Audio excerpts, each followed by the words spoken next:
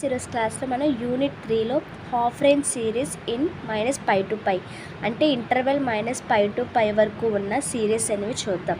So ఇది half range series మాట. So first question వచ్చేసరికి find the Fourier series of the periodic function defined as f(x) so ఒక function ఇది ఇచ్చారు -π ఒక x. సో దాని యొక్క -π యొక్క ఇంటర్వెల్ వచ్చేసరికి -π x 0, ఎక్స్కి వచ్చేసరికి 0 x>0. సో దీని టోటల్ ఇంటర్వెల్ వచ్చేసరికి -π to π. సో ఇక్కడ ఏంటంటే ఫోరియర్ సిరీస్ని ఫైండ్ అవుట్ చేయమంటున్నారు. ఒక ఫంక్షన్ ఇచ్చి దాని యొక్క ఫోరియర్ సిరీస్ని ఫైండ్ అవుట్ చేసి నెక్స్ట్ దీన్ని డెడ్యూస్ చేయమంటున్నారు. అంటే డిడక్షన్ కూడా దీనికి ఫైండ్ అవుట్ చేయాలి. డెడ్యూస్ సమ్స్ అనేవి చాలా ఎక్కువగా ఇస్తారు. సో ఫస్ట్ ఆఫ్ ఆల్ ఇక్కడ ఏంటి గివెన్ ఏదైతే మనకి ఫంక్షన్ ఇచ్చారో f(x) అనేసి ఆ ఫంక్షన్ తీసుకుంటాం. తర్వాత ద ఇంటర్వెల్ మనకి ఏంటి ఇంటర్వెల్ -π to π. సో ఇంటర్వెల్ కూడా తీసుకుంటాం. The interval -π to π. Next the Fourier series మనకి ఏం ఫైండ్ అవుట్ చేయమంటున్నారు, ఫోరియర్ సిరీస్ అనే దాన్ని ఫైండ్ అవుట్ చేయమంటున్నారు.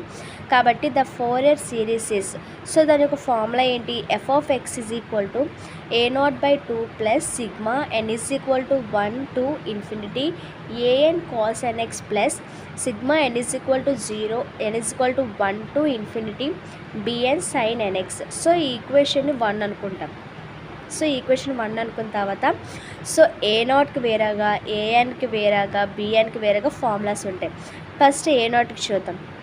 a0 = 1/π integral -π to π. సో ఇది -π to π ఇంటర్వెల్ కాబట్టి దీనికి లిమిట్స్ కూడా -π to π ఉంటాయి.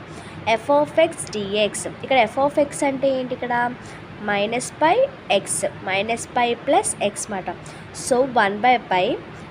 సో ఏంటి -πకి లిమిట్స్ ఏంటి, -π to 0 కదా. So integral -π to 0 -π dx plus 0 to π integral 0 to π x dx.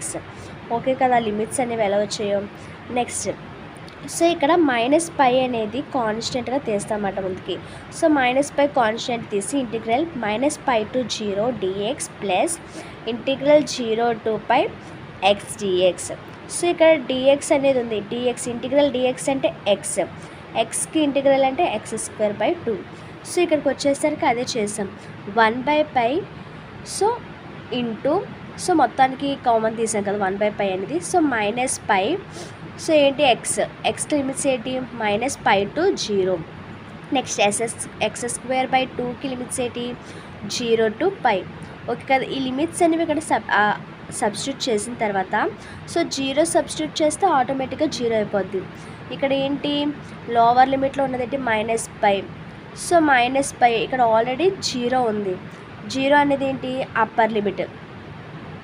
So 0 అనేది అప్పర్ లిమిట్ కాబట్టి 0 మైనస్ లోవర్ లిమిట్ ఎంత -π. సో -+π అవుతుంది కదా. సో ఆ విధంగా ఇక్కడ +π వచ్చింది. నెక్స్ట్ ఇక్కడ π²/2. నెక్స్ట్ 0 అది సబ్స్టిట్యూట్ చేస్తే సబ్స్టిట్యూట్ చేయకపోయినా ఒకటి, ఎందుకంటే 0 అయిపోద్ది కాబట్టి. So -π × π plus π²/2. సో -π × π అంటే -π² ప్లస్ π²/2. సో ఎల్సిఎం ఇది ఇంటూ చేస్తే 2π² -2π² ప్లస్ π²/2. టోటల్గా -2 + 1 అంటే మైనస్. సో -π²/2. ఓకేనా. సో ఇక్కడున్న పైకి ఇక్కడున్న పైకి క్యాన్సిల్ చేస్తే ఇంకా మనకు మిగిలేది ఏంటి -π/2. సో మనకి a0 వాల్యూ వచ్చింది, a0 -π/2. సో నెక్స్ట్ an యొక్క వాల్యూ ఏంటి, సో దాని యొక్క ఫార్ములా ఏంటంటే an సో ఇక్కడ an 1/π integral -π to π f(x) cos nx dx. ఇది ఫార్ములా అన్నమాట. సో 1/π అలాగే ఉంచుకుంటాము. సో ఇక్కడ f(x) అంటే ఏంటి -π ప్లస్ x. సో -π తోటి అది cos nx అనేది ఇంటూ చేస్తాము, x తోటి cos nx అనేది ఇంటూ చేస్తాం.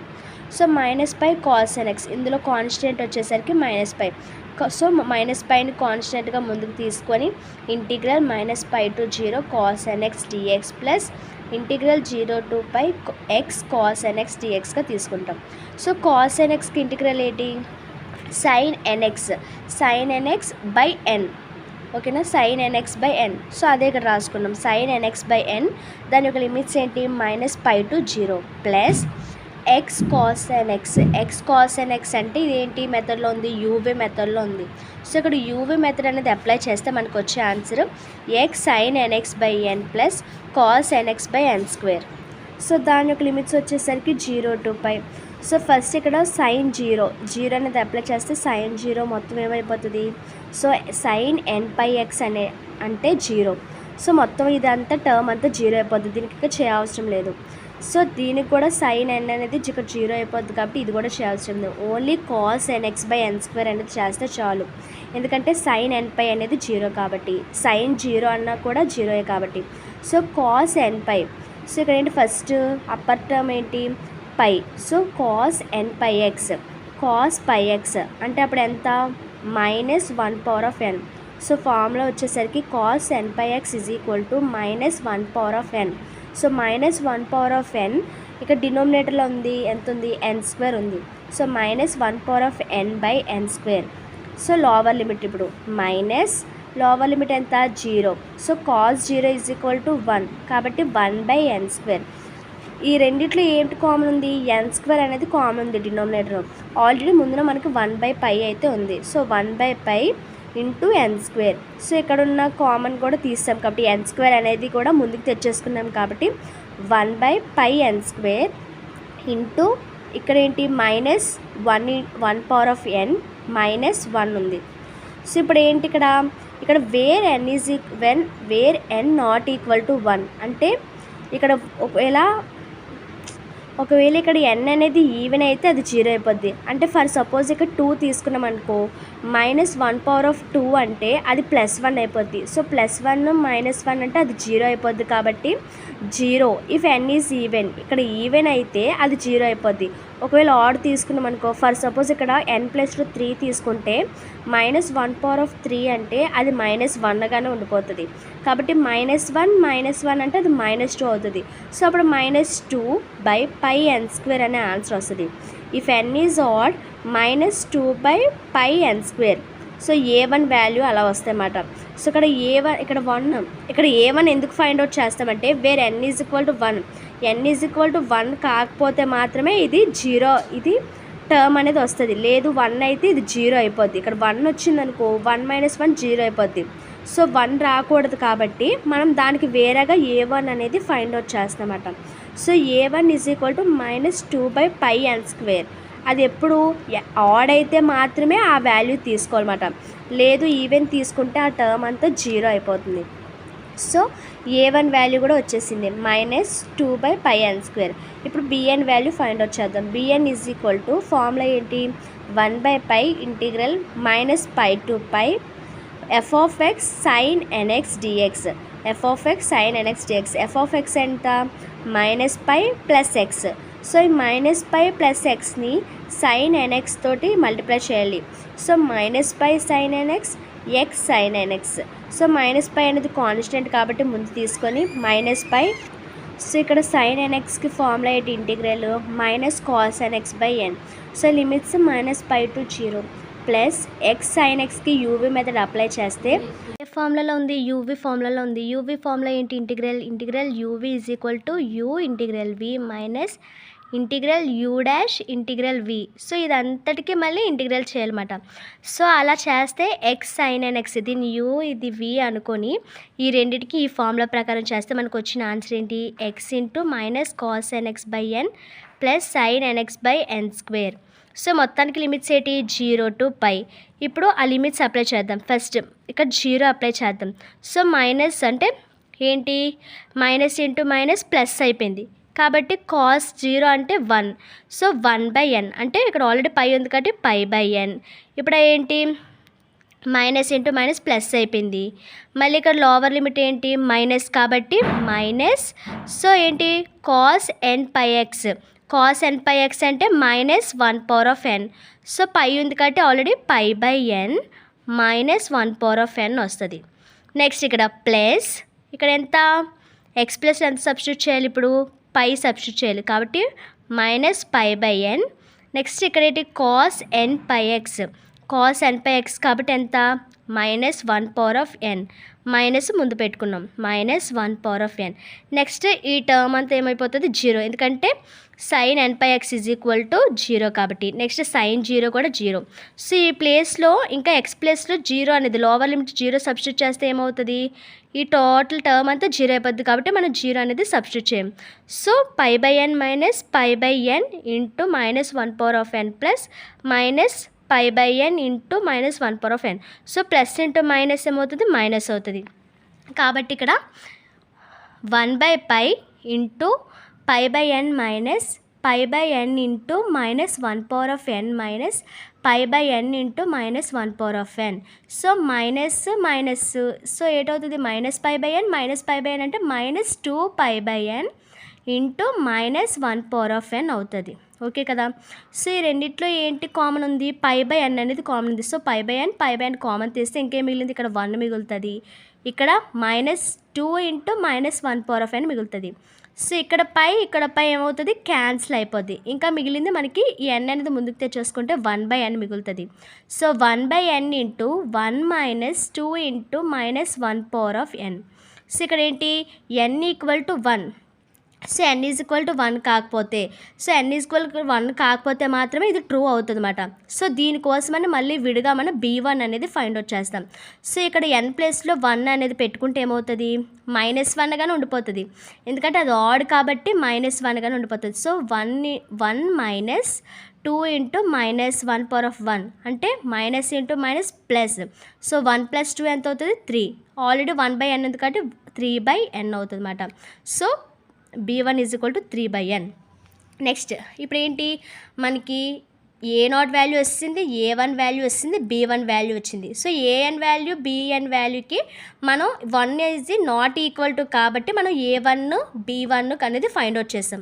సో ఇప్పుడు ఈ సబ్స్టిట్యూట్ దిస్ వాల్యూస్ అంటే ఈ వాల్యూస్ అన్నీ కూడా మనం ఈక్వేషన్ 1లో సబ్స్టిట్యూట్ చేసుకోవాలి. సో ఈ ఫార్ములాలో సబ్స్టిట్యూట్ చేసుకుంటే a0 సో మనకి a0 ఎంత వచ్చింది -π/2 వచ్చింది, కానీ ఇక్కడ బైలో ఇంకో 2 ఉంది కాబట్టి -π/2 ఇంటూ 2 అంటే -π/4 అనేది అవుతుంది అన్నమాట.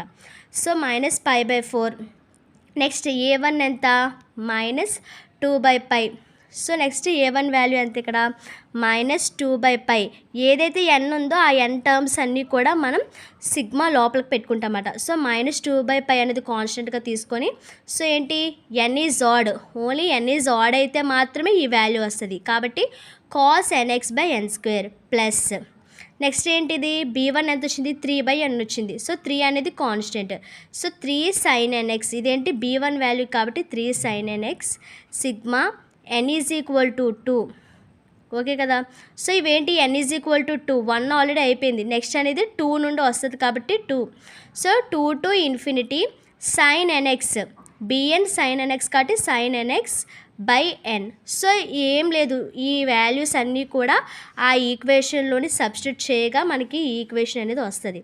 సో ఈ ఈక్వేషన్ అనేది మనం ఎక్స్పాండ్ చేస్తే మనకి ఈక్వేషన్ వస్తుంది. సో -π/4 -2/π. సో ఇక్కడ ఏంటి ఫస్ట్ 1 అది ఆడ్ కాబట్టి 1. సో 1 అనేది సబ్స్టిట్యూట్ చేస్తే cos 1x/1² అంటే cos x plus. So odd కాబట్టి 2 అనేది ఈవెన్ కాబట్టి 2 ఉండదు. నెక్స్ట్ 3 కాబట్టి cos 3x/3² plus so 1. Next 3 sin x minus ఇక్కడ ఏంటి 2 నుండి సబ్స్టిట్యూట్ చేయాలి. సో ఏంటి sin 2x/2 next 3x/3. Okay కదా. సో 3 అనేది 3 పెట్టుకుంటాం sin 3x. సో ఇవి ఎక్స్పాండ్ చేస్తే ఇలా వచ్చింది. నెక్స్ట్ ఏంటంటే సో ఇప్పుడు దీనికి మనకి డిడక్షన్ కూడా ఫైండ్ అవుట్ చేయమంటున్నారు, ఇది కూడా ఫైండ్ అవుట్ చేయమంటున్నారు. కానీ డిడక్షన్ ఎలాగా మనకి ఏదైతే ఈక్వేషన్ వచ్చిందో ఆ ఈక్వేషన్ 3 ఏదైతే వచ్చిందో దాంట్లో అన్న 0 అనేది సబ్స్టిట్యూట్ చేసుకోవాలి. మనకి నార్మల్గా కాస్ వస్తే 0 కానీ π కానీ సబ్స్టిట్యూట్ చేసుకుంటాం, అదే సైన్ వాల్యూస్ అయితే π/2 అనేది సబ్స్టిట్యూట్ చేసుకుంటాం. సో ఇక్కడ కాస్ వాల్యూస్ కాబట్టి మనం 0 సబ్స్టిట్యూట్ చేస్తున్నాం. సో f(0) = f(x) కాబట్టి x ప్లస్ 0 సబ్స్టిట్యూట్ చేస్తే f(0) సో -π/4 సేమ్ ఇవే ఉంటాయి. సో x ప్లస్లో మాత్రం 0 సబ్స్టిట్యూట్ చేస్తాం. సో cos 0 అనేది సో ఆ వాళ్ళని సబ్స్టిట్యూట్ చేస్తాం. సైన్ 0 టర్మ్ అనేది రాసుకోము, సైన్ టర్మ్ అనేది రాసుకోము. ఎందుకంటే సైన్ 0 వాల్యూ వేసినా ఒకటే, వేయకపోయినా ఒకటే. సైన్ 0 = 0 కాబట్టి ఆటోమేటిక్గా ఆ టర్మ్ అంతా 0 అయిపోద్ది. కాబట్టి ఇక్కడ ఓన్లీ కాస్ టర్మ్స్ మాత్రమే తీసుకుంటాం. సో కాస్ 0 వాల్యూ ఎంత 1. సో కాస్ 0 వాల్యూస్ అన్నీ 1గా తీసుకుంటాం. ఇక్కడ -π/2 ఎలా వచ్చిందంటే, సో ఇప్పుడు ఏంటి మనకి క్వశ్చన్లోన ఏంటి -π(x) ఇచ్చారు కదా. సో -πని f(0 - 0), xని f(0 + 0) అనగా తీసుకుంటాం. సో ఇప్పుడు ఫార్ములా ఏంటి f(0)కి 1/2 f(0 - 0) + f(0 + 0).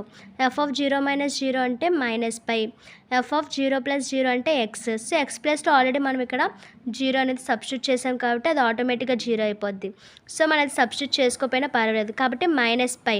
సో -π/2 అనేది వస్తుంది. సో ఈ -π/2 అనేది f(0) ప్లేస్లో మనం వేసుకుంటామన్నమాట. సో ఏదైతే మైనస్ టర్మ్ ఉందో ఆ మైనస్ టర్మ్ అంతటిని లెఫ్ట్ సైడ్ తీసుకొస్తే అది మొత్తం ప్లస్ అయిపోద్ది. సో ప్లస్ అయిపోయిన తర్వాత ఇక్కడ ఇంకా ఎంత మిగిలింది, -π/4 ఉంది.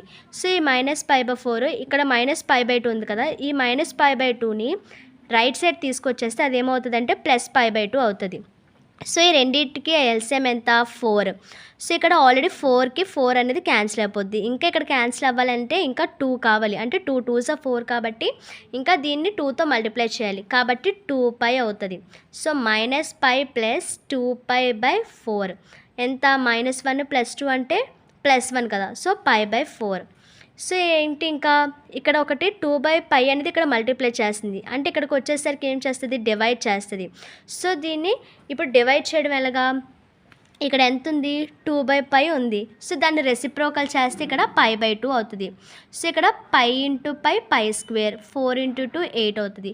సో మనకి ఏదైతే వాళ్ళు రెడ్యూస్ చేయమన్నారో అది కూడా వాల్యూ అనేది కూడా వచ్చింది. నెక్స్ట్ మనం ఆ ఫోరియర్ సిరీస్ని కూడా ఫైండ్ అవుట్ చేసాం. Thanks for watching.